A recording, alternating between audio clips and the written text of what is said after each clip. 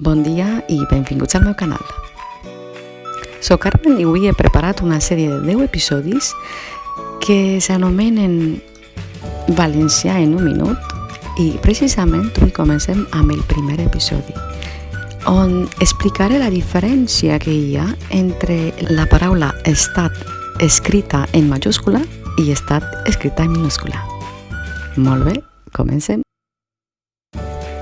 La paraula estat s'ha d'escriure amb minúscula quan s'usa amb els significats de nació, de conjunt de nacions o d'unitat d'un estat federal. I així tenim 3 exemples. Alemanya és un estat federal. És el primer exemple on s'ha de posar la paraula estat en minúscula. Un altre exemple il·lustratiu és els estats de la Unió Europea enviaran ambaixadors a l'estat en conflicte. La paraula estat està escrita en minúscula. El mateix passa amb el pròxim exemple. L'estat de Florida té un clima calorós. La paraula estat, evidentment, s'ha de posar en minúscula.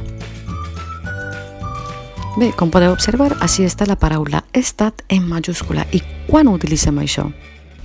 Doncs quan fa referència a un estat determinat, com per exemple l'estat espanyol conserva ben bé el seu patrimoni cultural i artístic. I un altre exemple és Madrid, Barcelona i València són ciutats més grans de l'estat espanyol. També podem utilitzar aquesta paraula en majúscula quan ens referim a un aparell administratiu concret d'una comunitat política estatal, com per exemple, treballa per a l'estat. Fins així l'episodi d'avui. Si us ha agradat, per favor deixeu els vostres comentaris per qualsevol pregunta, suggeriment o recomanació. Gràcies, ens veiem per ací. Adeu!